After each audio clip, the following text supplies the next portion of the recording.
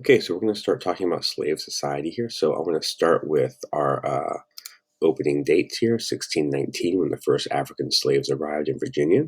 They were used to harvest tobacco. Our ending date here is 1865, when slavery was outlawed in the United States with the 13th Amendment. So I'm going to start with the contradictory characteristics here. So even though slaves existed, slaves were the kind of dominant category in which African Americans would be included in the South, there were free African Americans in the South, about a quarter of a million by 1860, but they remained in poverty. And after Nat Turner's rebellion, it became much more difficult to become free because the laws were tightened up in terms of how slave owners could set their slaves free. So let's talk about slave life a little bit. So slave codes, these are laws that made sure that slaves kind of remained in their place. So penalty was death for a slave killing a white person. There was no gathering allowed with other slaves outside of church because they wanted to stop, kind of prevent rebellions from happening.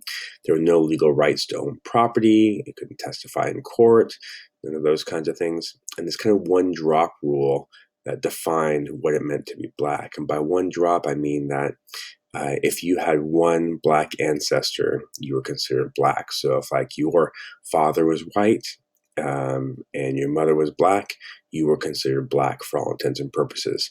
And that existed due to the prevalence of rape between the slave owners and their female slaves. We'll talk more about that a bit later. So we talk about plantations. This is where the majority of slaves were. You had white overseers supervising the work of slaves. You sometimes had what are called head drivers. These are black supervisors that would supervise other black slaves, and then these head drivers would report to the overseers.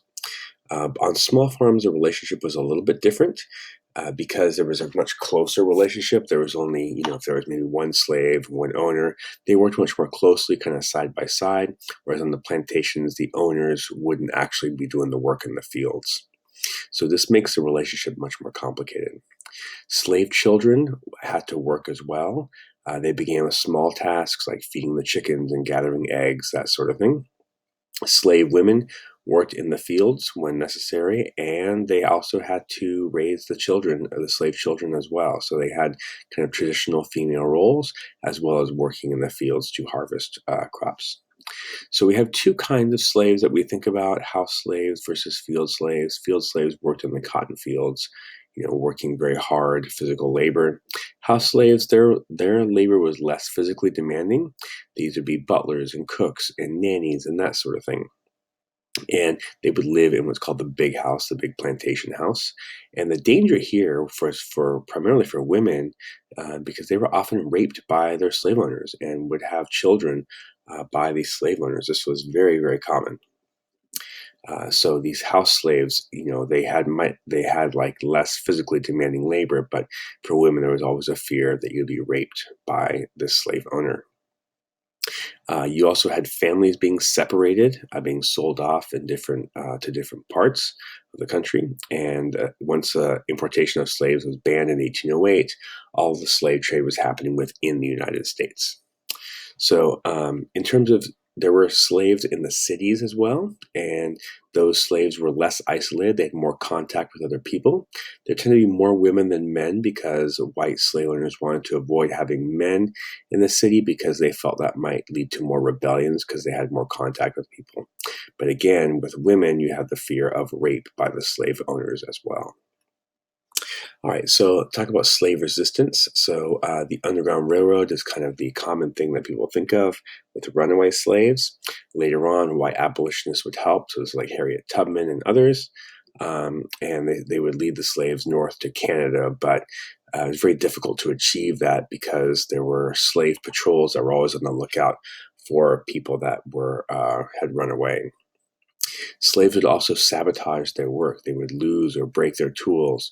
They work slow, and this slow work kind of created this stereotype of laziness for African Americans that persisted. But it wasn't that. It was the fact that they were slowing down their work to try and resist slavery.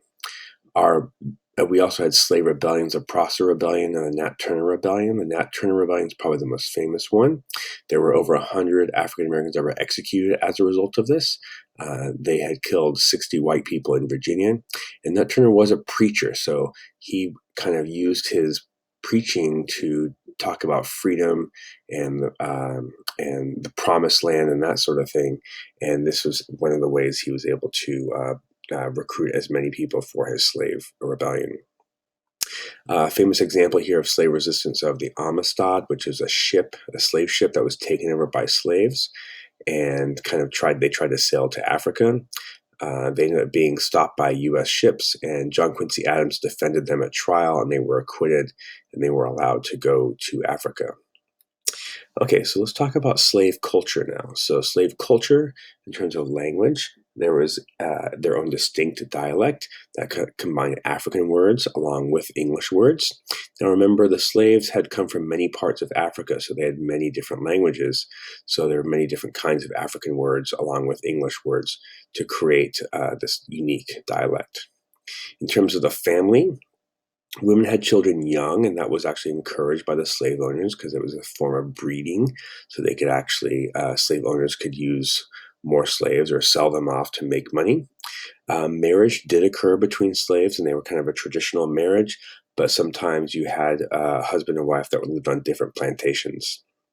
And then the danger was that your relatives could be sold off, your children, your husband, your wife could be sold off.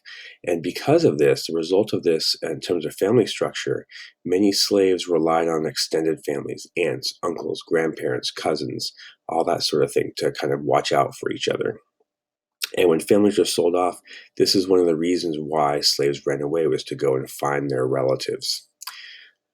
So, in terms of culture and religion, slave culture, slave religion was a version of Christianity, different kinds of versions. Some had voodoo, some had more kind of traditional versions of Christianity.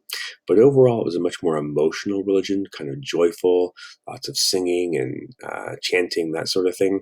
And they really emphasized ideas of freedom, because the idea of freedom was key, because they weren't free in this life, but at least in the next they would be. And a lot of the language around kind of freedom could be interpreted to be both talking about the earthly life as well as the afterlife as well. Okay, so African Americans, when they were slaves, had a distinct culture that relied on family and religion to kind of bind everything together, and their kind of work on plantations was kind of their daily life, and was a way in which African Americans were kept in a position of subservience and without rights, without any kind of autonomy, and they were treated inhumanely, as we talked about.